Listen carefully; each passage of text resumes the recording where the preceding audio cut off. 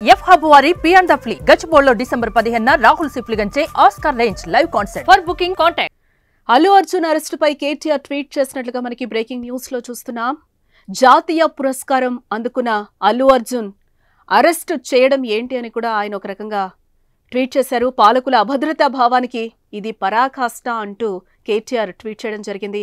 జరిగిన ఘటనకు నేరుగా బాధ్యుడిని కాని అల్లు అర్జున్ని సాధారణ నేరస్తుడిగా ట్రీట్ చేయడం సరికాదు అంటూ కూడా కేటీఆర్ ఒక ట్వీట్ అయితే చేయడం జరిగింది. అల్లు అర్జున్ అరెస్టుపై రాజకీయ దుమారమే చెలరేగుతోంది. అల్లు అర్జున్ అరెస్ట్ను మాజీ మంత్రి కేటీఆర్ అయితే ఖండిస్తూ ట్వీట్ అయితే చేశారు. ఆయన జాతీయ పురస్కారం అందుకున్న స్టార్ అల్లు అర్జున్ అరెస్ట్ పాలకుల అభద్రతా భావానికి పరాకాష్ట అని అంటున్నారు. జరిగిన ఘటనకు నేరుగా బాధ్యుడు కాని అల్లు అర్జున్ను సాధారణ నేరస్తుడిగా ట్రీట్ చేయడం సరికాదని ఆయన రాసుకురావడం చర్చకి ఇప్పుడు దారితీసింది.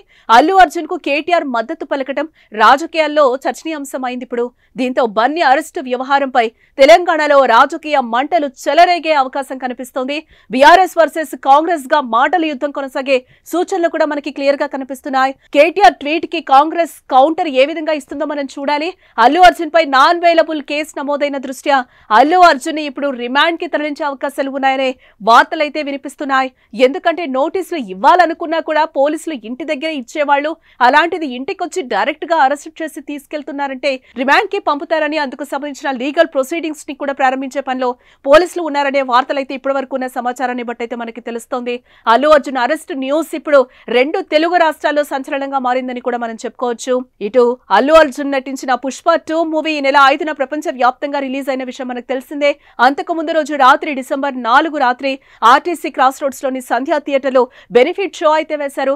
ఆ షో చూసేందుకు దిల్సుఖ్ నగర్ నుంచి వచ్చిన ఫ్యామిలీలో విషాదం చోటు చేసుకుంది. బెనిఫిట్ షో వేళ తొక్కిసలాట జరిగింది అక్కడ. ఈ ఘటనలో దిల్సుఖ్ నగర్ కు చెందిన రేవతి అనే 35 సంవత్సరాల మహిళ మృతి చెందింది. ఆమెతో పాటు 9 ఏళ్ల కుమారుడు సాయి తేజ్ కూడా కింద పడి గాయాల పాలయ్యాడు. ప్రస్తుతం ఆసుపత్రిలో చికిత్స పొందుతున్నాడు. దీనిపై ప్రత్యక్ష సాక్షులు మాట్లాడుతూ కూడా అప్పటి వరకు జనం ఉన్నప్పటికీ తోపులాట జరగలేదని, అల్లు అర్జున్ ఒక్కసారిగా రావడంతోనే తోపులాట జరిగిందని కూడా అక్కడ ప్రత్యక్ష సాక్షులు చెప్తున్న పరిస్థితి కనిపిస్తోంది. సరైన భద్రతా చర్యలు తీసుకోలేదని కూడా విమర్శలు వచ్చాయి. అందరినీ విచారించిన పోలీసులు వీళ్ళందరిపై కేసులు పెట్టారు. ఇప్పుడు అరెస్టులు కూడా చేస్తున్నారు.